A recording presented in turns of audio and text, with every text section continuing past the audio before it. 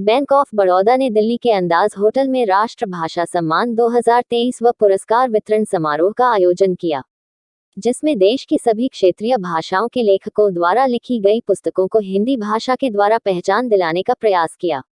Bank of Baroda के mud और CEO Sanjeev Chadha ने बताया कि बैंक ऑफ बड़ौदा का ये प्रयास है कि साहित्य को पढ़ने के शौकीन लोगों को क्षेत्रीय भाषाओं के लेखकों के द्वारा लिखी पुस्तक पढ़ने के लिए नहीं मिल पाती थी और वो लेखक सिर्फ सीमित दायरे में पहचान पाते थे, लेकिन अब हिंदी के माध्यम से उन लेखकों को विश्व में पहचान दिलाने के काम बैंक ऑफ बड़ौदा कर रहा है।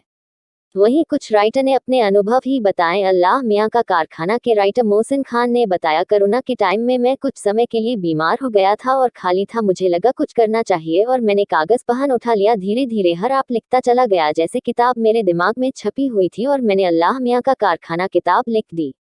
वही कार्यक्रम की शोभा बढ़ाने के लिए मशहूर सूफी गायक लखविंदर सिंह वडाली को भी बुलाया गया था। गायक ने सूफियाना अंदाज में समा बांध दिया और हॉल झूमने लगा।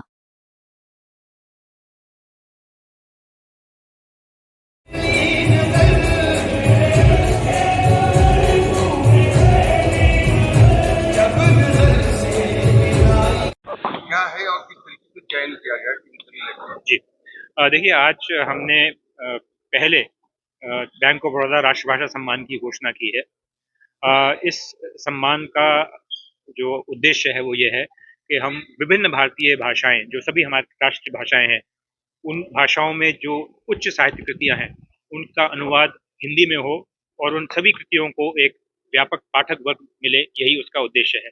इसे उन जो लेखक हैं, हमारे इतने उच्च कोटि के लेखक हैं जो बंगला में लिखते हैं, उड़िया में लिखते हैं, उन सबको जो है एक व्यापक रीडरशिप प्राप्त होगी।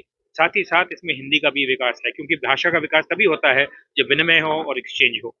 कोई भी पुरस्कार, कोई भी सम्मान तभी क्रेडिबल होता है जब उसकी जूरी क्रेडिबल हो, निष्पक्ष हो, ऑब्जेक्टिव हो।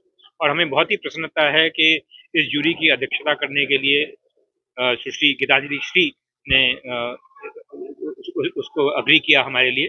जैसा कि आपको ज्ञात होगा, गत वर्ष श्रीमती गीतांजलि श्री को इंटरनेशनल बुक प्राइज दिया गया और जूरी के अन्य मेंबर्स भी जो हैं बहुत ही रिनाउंड साहित्यकार हैं, जिनको साहित्य अकादमी अवार्ड, अन्य अवार्ड से नवाजा गया। तो हमारे भविष्य में भी यही प्रयत्न रहेगा कि हमें जो है इस अवार्ड में आप सबके द्वारा जो है जो पब्लिसिटी प्राप्त होगी, उससे इसके बारे में जागरूकता बढ़ेगी और अगले वर्ष हमें जो प्रविष्टियां इससे अधिक प्राप्त होंगी। तो सर, बहुत सारे लोग ऐसे हैं लेखक जो नाम है, जिस तरीके जी से बिल्कुल। इस बार भी आपने जिन लोगों को चयन किया, उनकी उपन्यास चाहे किताबों को लोग नहीं पढ़ते जी, कैसे चयन किया और कितना वक्त लगा था? देखिए, इसमें हमें कुल करीब 40-45 प्रविष्टियां प्राप्त हुई थी। उसमें फिर एक लॉन्ग लिस्ट 12 की घोषणा की गई। इन सभी नॉवेल्स को हमारे जूरी मेंबर्स ने पढ़ा और फिर उसकी जो है एक लॉन्ग लिस्ट 12 की बनाई गई। फिर उन 12 उपन्यासों में चर्चा हुई जूरी मेंबर्स द्वारा और उसकी एक 6 की शॉर्ट लिस्ट की गई।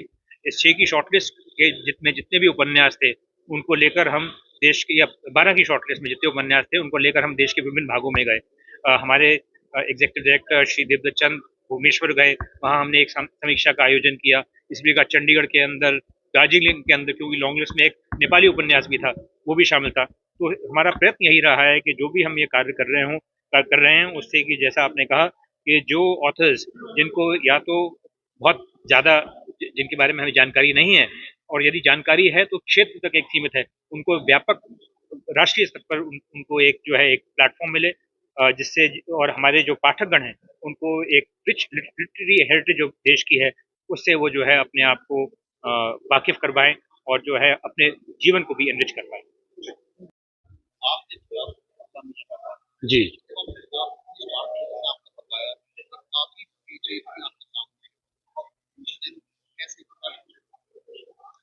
नहीं, उलझन उस तरह की नहीं थी कि कोई बाधा आती लिखने में। वो बीमार था, मैं उस वक्त लीवर एब्सेस हो गया था, ये कोरोना के ज़माने में। तो अब कोई काम नहीं था तो वाइफ ने कहा भाई लिखो, नावल लिखो, तो वो लिखना शुरू कर दिया। लेकिन आप यकीन करें कि ये नावल लिखते हुए मुझे कहीं पर भी रुकावट नहीं आई और इस आसानी से ये नावल मैंने लिखा था कि मुझे ये लगा ही नहीं कि मैं उसके लिए कोई मेहनत कर रहा हूँ।